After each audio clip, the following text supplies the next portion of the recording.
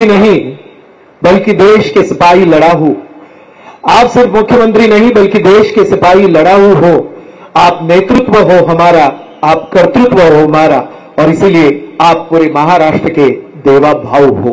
जरा जोरदार टाळ्यांच्या गडगडाटात मी आदरणीय मुख्यमंत्री नामदार देवेंद्रजी फडणवीस साहेब यांना विनंती करेन की आपण सभेला संबोधित करावं।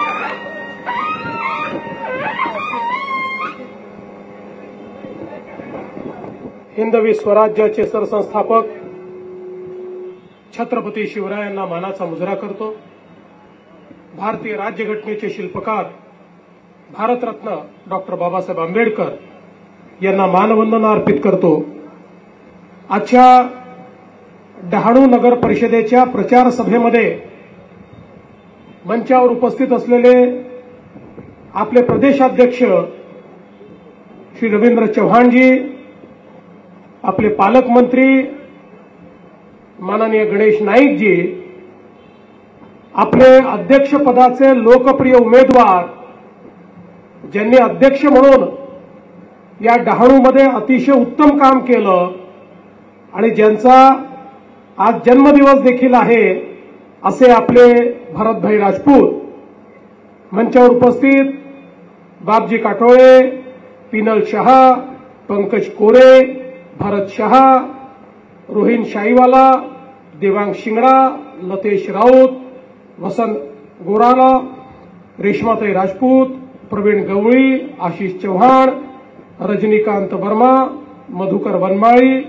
मनीष धोडी, त्याचप्रमाणे शेखर सामते, सचिन पाटील, वैशाली बोथरा, जगदीश राजपूत, रश्मिताई पांचाळ, अंकित जयस्वाल, तपीस कोठारी, फयाज खान, सर्वच आपले या ठिकाणी नगरसेवक पदाचे उमेदवार आणि उपस्थित सर्व माझ्या लाडक्या बहिणींनो आणि तितक्याच लाडक्या भावांनो, आज खरं म्हणजे संविधान दिवस आहे आणि या संविधान दिवसाच्या निमित्ताने आपण संविधानाच्या उद्देशिकेचं वाचन देखील या ठिकाणी केलंय। भारतरत्न डॉक्टर बाबासाहेब आंबेडकरांनी आपल्याला एक असं संविधान दिलं ज्या संविधानाने आपल्याला लोकशाही दिली आणि या लोकशाहीने आपल्याला एक अधिकार दिला। एक वेळ अशी होती की देशामध्ये कोण राज्य करेल हे त्या ठिकाणी त्याच्या जन्माहून ठरायचं। आपल्या देशामध्ये देशाचा राजा हा राणीच्या पोटी जन्माला यायचा, राणी ज्याला जन्म द्यायची तो देशाचा राजा व्हायचा।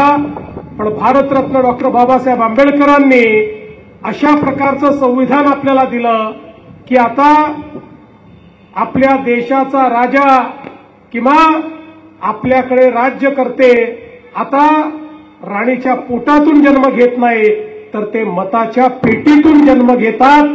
हे परिवर्तन भारतरत्न डॉक्टर बाबासाहेब आंबेडकरांनी घडवलं आणि हे घडवताना प्रत्येकाला एक मताचाच अधिकार मिळाला। श्रीमंतात श्रीमंत देखील एकच मत देतो आणि गरीबात गरीब देखील एकच मत देतो, पण त्या एका मताची किंमत अशी आहे की त्या एका मताने 5 वर्षाकरता आपण आपला राज्यकर्ता ठरवतो। आपलं भविष्य आणि भवितव्य 5 वर्षाकरता त्यांच्या हातामध्ये आपण देतो। आपल्या राज्याचं, आपल्या देशाचं, आपल्या शहराचं कल्याण झालं पाहिजे की आपल्या विकासाला खीळ बसली पाहिजे, अशा गोष्टीचा निर्णय करणारी ही निवडणूक असते। आणि म्हणून आज ज्यावेळी मी या ठिकाणी या निवडणुकीच्या प्रचार सभेला आलो त्यावेळी काही माध्यमांनी मला विचारलं, तुम्ही डहाणूला चाललात, डहाणूमध्ये तुमच्या विरुद्ध सगळे एकत्रित झाले आहेत, तुमच्या उमेदवारावर, तुमच्या पक्षावर खूप टीका टिप्पणी त्या ठिकाणी झाली आहे, आता तुम्हाला उत्तर द्यायची संधी मिळाली आहे, आता तुम्ही जोरदार उत्तर देणार आहात का? मी त्यांना सांगितलं, मी सभेला चाललोय, मी विचार मांडायला चाललोय, मी मुशायऱ्याला चाललो नाहीये। मुशायऱ्यामध्ये इकडनं एक सवाल होतो, तिकडनं एक जबाब होतो, अशा मुशायऱ्याला मी चाललेलो नाहीये। मी कोणावरही टीका टिप्पणी करण्याकरता आलेलो नाही. आम्ही काय करणार आहोत हे सांगण्याकरता आलोय. आम्ही काय केलंय हे दाखवण्याकरता आलोय. याचं कारण देशाचे प्रधानमंत्री आमचे नेते माननीय नरेंद्र मोदीजी यांच्या नेतृत्वामध्ये 2014 नंतर या भारतामध्ये जे परिवर्तन झालं तेच परिवर्तन या महाराष्ट्रामध्ये त्यांच्या नेतृत्वात आम्ही देखील सुरू केलं. मध्यंतरी काही काळ त्याला खीळ बसली असेल, पण पुन्हा एकदा आपल्याच आशीर्वादाने नव्या जोमाने आपण हे परिवर्तन सुरू केलेलं आहे. आणि मला विश्वास आहे की जोपर्यंत प्रत्येक शहरापर्यंत आणि गावापर्यंत हे परिवर्तन पोचत नाही तोपर्यंत आपलं काम पूर्ण होणार नाही. आज आपण लक्षात घ्या, आपल्या देशामध्ये अनेक वर्षापर्यंत आपण शहरीकरणाला त्या ठिकाणी शिव्याशाप द्यायचो. भारत गावांमध्ये राहतो, गावाचा विकास झाला पाहिजे ही भूमिका योग्यच होती. आजही आपली ती भूमिका आहे. पण त्याचवेळी आपल्या राज्यकर्त्यांनी याकडे दुर्लक्ष केलं की गावातनं लोक शहरात येत आहेत. अन्न वस्त्र निवारा शिक्षण आरोग्य रोजगार याकरता गावातनं लोक शहरात यायला लागले. पण आपण शहरांचं नियोजन केलं नाही. त्यामुळे लोकांना राहायला जागा नव्हती, झोपडपट्ट्या झाल्या, अतिक्रमण झाली, पिण्याच्या पाण्याची समस्या निर्माण झाली, गटारींची समस्या निर्माण झाली, सांडपाणी घाण पाणी नदी नाल्यांमध्ये जायला लागलं. आपलं आरोग्य त्या ठिकाणी खराब व्हायला लागलं. घनकचरा वाढला. त्याच्यावर कुठल्याही प्रकारची प्रक्रिया न झाल्यामुळे जागोजागी आपल्याला कचऱ्याचे ढीग दिसायला लागले. आणि एकूणच शहरांमध्ये एक बकालपणा आपल्याला पाहायला मिळाला. पहिल्यांदा या देशामध्ये माननीय प्रधानमंत्री नरेंद्र मोदीजींनी 2014 साली सांगितलं की गावांवर तर लक्ष दिलंच पाहिजे, पण त्यासोबत शहरांकडे लक्ष दिलं पाहिजे. शहरीकरणाला अभिशाप समजू नका, शहरीकरणाला एक संधी समजा. कारण याच शहरामध्ये 65% जीडीपी तयार होतो, रोजगाराची संधी तयार होते. ही शहरं जर आपण चांगली केली तर आपल्याला लोकांचं जीवनमान उंचवता येईल. आणि म्हणून मोदीजींनी पहिल्यांदा देश पातळीवर अमृतसारखी योजना, स्मार्ट सिटी सारखी योजना, शहराकरता लाखो कोटी रुपयाचं बजेट हे मोदीजींनी तयार केलं. आज गेल्या 10 वर्षामध्ये आपल्या राज्यामध्ये अनेक ठिकाणी पिण्याच्या पाण्याच्या योजना चालल्या आहेत, भुयारी गटाराच्या योजना चालल्या आहेत, रस्त्याच्या योजना चालल्या आहेत.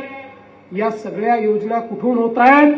माननीय मोदी साहेबांनी तयार केलेल्या अमृतच्या योजनेतनं 30, 35, 40 हजार कोटी रुपये या महाराष्ट्राला मिळाले. आणि तेच तुमचे पैसे तुमच्यापर्यंत आणून तुमचा विकास करण्याचा प्रयत्न हा आमच्या माध्यमातून या ठिकाणी चाललेला आहे. आणि म्हणून आज आपण महाराष्ट्राचा विचार केला.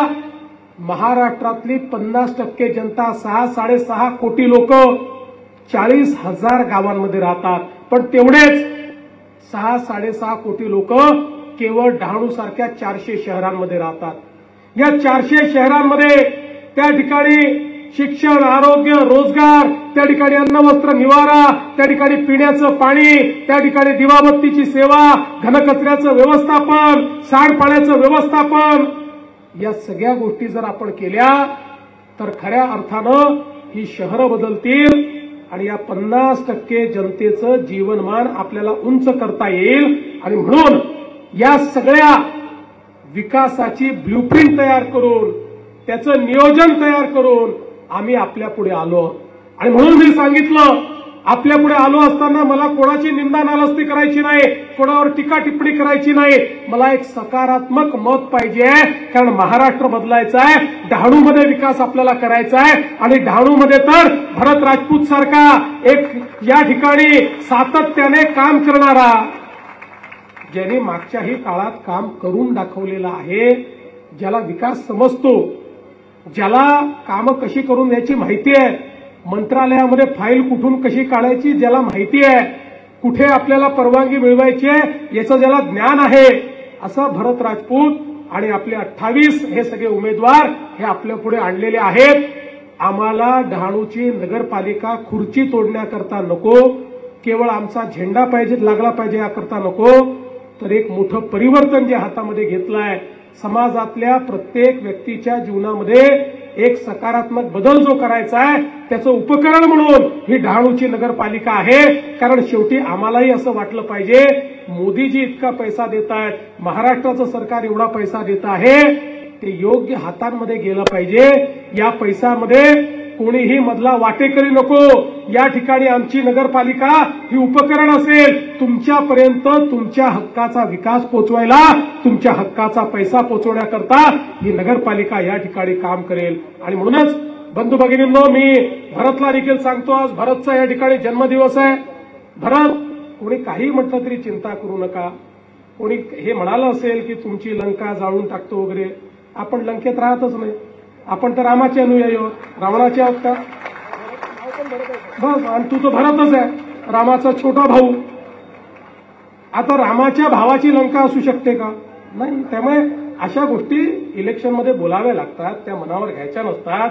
आपण जय श्रीरामवाले लोक आहोत. कालच धर्मध्वजा ही अयोध्येच्या मंदिरावर मोदीजींनी फडकवलेली आहे आणि त्या मंदिराचं, कळसाचं त्या ठिकाणी स्थापना झालेली आहे.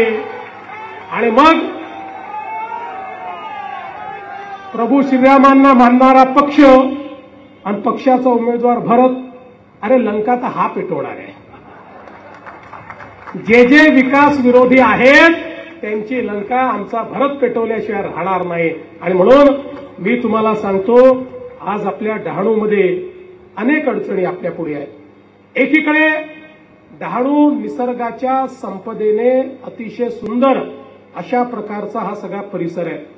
आम्हाला डहाणूचा विकास करताना कुठेही इथल्या निसर्गाचा विनाश करायचा नाही. इथलं जे जैववैविध्य आहे, इथलं जे सौंदर्य आहे, ते सगळं आम्हाला अबाधित ठेवायचं आहे. पण त्याचवेळी या सौंदर्याचा बागुलबुवा करून डहाणूचा जो विकास थांबलेला आहे त्याकरता आम्हाला अतिशय शाश्वत आणि सस्टेनेबल अशा प्रकारचे या ठिकाणी डेव्हलपमेंट कंट्रोल रूल्स तयार करून आणि यूडीसीपीआर सारख्या ज्या काही आपल्या योजना आहेत त्या या ठिकाणी लागू करून डहाणूचा खुंटलेला आणि थांबलेला विकास हा आपल्याला निश्चितपणे सुरू करायचा आहे. आणि त्याकरता आम्ही एक मोठं अभियान हातामध्ये घेणार आहोत. आज आपल्याला माहिती आहे की 91चं नोटिफिकेशन, आज 91 आणि 2026 याच्यामध्ये खूप अंतर आलेलं आहे. आज मॉनिटरिंगच्या सिस्टीम वाढलेल्या आहेत, आज संवर्धनाच्या पद्धती बदललेल्या आहेत.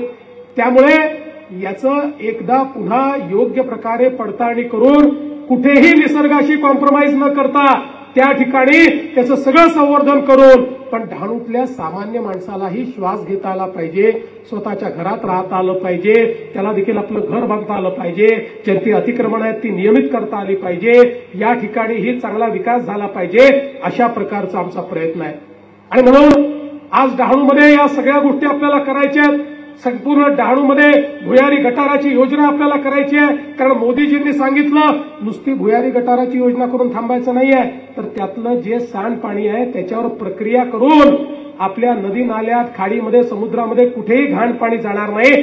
जे पाणी आहे ते स्वच्छ पाणी जाईल आणि त्यातला जो मैला आहे त्या मैल्यापासून या ठिकाणी खत तयार करणं, अशा प्रकारची योजना ही आपल्याला या निमित्ताने तयार करायची आहे. आपला जो घनकचरा आहे या घनकचऱ्याच्या व्यवस्थापन करून त्यातनं पॅलेट्स निर्माण करून वेस्टला देखील वेल्थमध्ये आपल्याला परिवर्तित करायचं आहे. आणि म्हणून आज या नगरपालिकेच्या माध्यमातून एकीकडे अतिक्रमणं त्या ठिकाणी आपल्याला नियमित करायची आहेत आणि दुसरीकडे देशाचे प्रधानमंत्री माननीय नरेंद्र मोदीजी यांनी शहरातल्या प्रत्येक गरीबाला, जो झोपडपट्टीत राहतो किंवा जो बेघर आहे, त्याला प्रधानमंत्री आवास योजनेच्या अंतर्गत घर दिलं पाहिजे, अशा पद्धतीची योजना आणलेली आहे.